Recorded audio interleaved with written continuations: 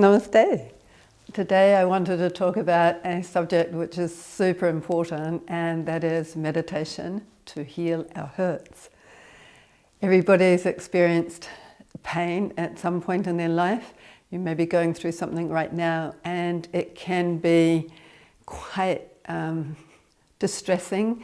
We can be spending a lot of our time more or less living in the past. So sometimes it's likened to trying to drive forward, but we're using the rear vision mirror and focusing on what has happened instead of being able to acknowledge what has happened and then go, now what am I going to do? So when we're at school, we all learnt about past, present and future, but in our daily lives we're not so good at being able to understand those concepts in our life and figure that whatever's been in the past is in the past, and I don't need to live in the past anymore. I should be living in now, and no point in projecting into the future because we don't know what is going to happen even today. We have plans and we think, I'm going to do this or I'm going to do that, but really nobody actually knows. So when we have been hurt, we may feel betrayed and really a lot of heartache, and people have been through so many things in their lives. Sometimes the hurts are small, sometimes they're immeasurably large and just totally traumatic.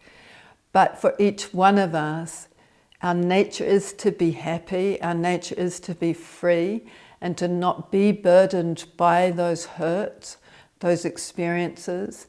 We can learn from them, we can acknowledge them, and we can go, okay, I'm not going to put more mental energy into that or emotional energy into that anymore. I've been there, I've done that, I've experienced it, and I'm going to learn how to control my mind, which Krishna says in the Bhagavad Gita is really difficult to control. Well, Arjuna said it's really difficult to control. He said it seems more difficult than trying to control the wind. But we need to learn how to control our mind. And so one thing is important is to understand I'm not my thoughts, I'm not my mind, I'm not all that activity that goes in my mind. I'm not the emotions that come by as well. They're actually separate from me. I'm the eternal being within this body.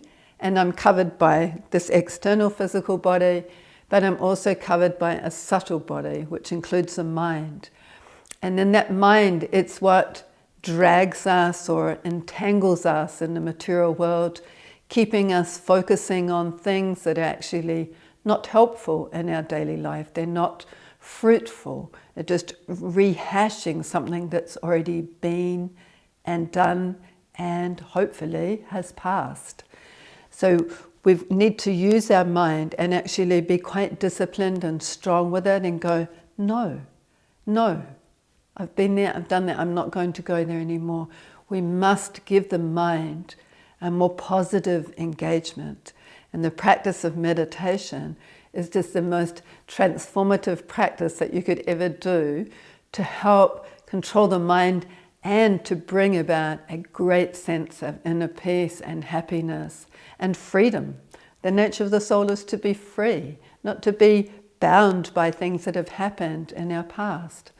So like I say, it's not denying them, it's accepting that's what happened, but now I want to move forward. I want to have a completely fulfilling and meaningful life. I want to make use of the time that I have now. I don't want to spend my time going back. Right? Sometimes the people will say, well, it's a nice place to visit, but don't live there. So you don't want to go back there. And so it takes that quite strong discipline to be able to go, no. And well, first of all, being able to catch it, catch our mind, see where it's going, see where our emotions are going, and be able to go, no, I am going to live in the present moment, and I'm going to do what I can right now to actually be happy, And that is the nature of the soul, is to be happy. What can I do? What can I do to help others in some way? What can I do right now if I'm not busy at work? Or I can actually practice meditation. And mantra meditation is the most amazing practice, that you have a transcendental sound to focus your heart and focus your mind upon, instead of on the negative things where our mind will so often spiral down to. So we can't make the mind blank. We cannot delete what has happened, what we've taken in through our senses, whether it's a movie or whatever it might be. You can't delete the content of the mind. We can simply train the mind, and we can move it to where we want it to be. So the mind is difficult, but we must try. If we want to actually truly be happy and peaceful, we must try to bring our mind under our control and focus it on transcendental sound. Or mantra meditation is the easiest process to control our mind and bring about spiritual satisfaction, because the mantras are spiritual sound. Then they touch us, the spirit soul, and give us that spiritual nourishment that we're always seeking. So that is how the mind works. We just got to train it. Take it away from the past, take it away from going into the future. Focus, what can I do now? And rest your heart and rest your mind on the sacred mantras. So easy to do, easy, whether you're driving in your car, you keep your eyes open and you can sing these beautiful sacred mantras that we teach. You can practice them, just saying the mantras in your mind. You can practice with music and sing the mantras, any kind of tunes you like. But if you actually spend time every day learning how to bring your mind under your control and rest it, completely rest your heart and mind in transcendental sound. Don't look in the rear vision mirror anymore of your life. Just moving forward now with a deep sense of purpose and happiness by practicing mantra meditation. So what we're going to do now is a little bit of mantra meditation where you can rest your heart and mind on these sacred sounds. And whenever you're feeling pain of hurt in your heart, just rest your heart on these mantras. Om Hari Om. Om Hari Om. Om Hari Om. Om Hari Om.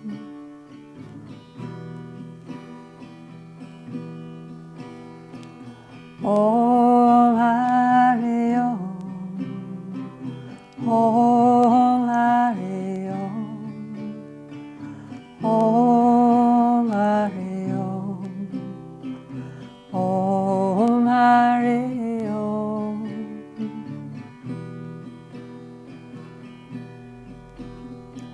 Om. Om Hari Om.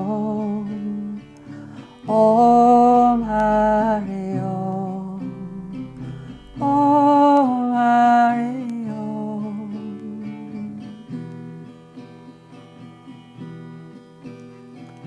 Om Hari Om. Om Hari Om.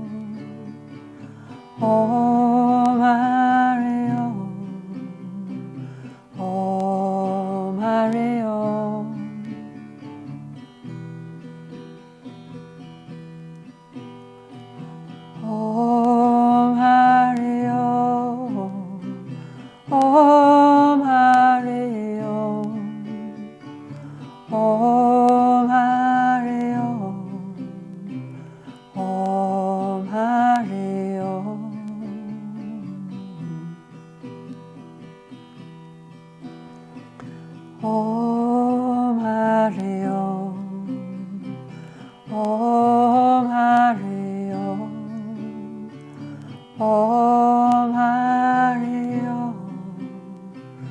Om Hari Om.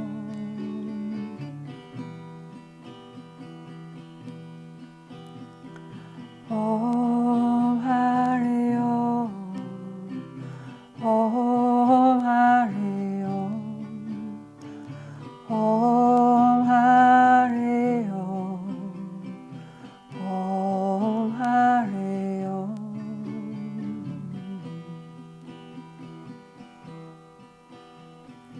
Om Hari Om. Om Hari Om. Om Hari Om. Om Hari Om.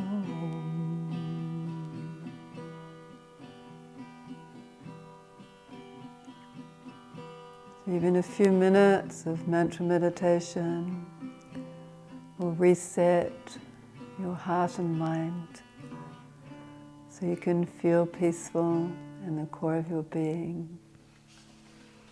Namaste and thank you.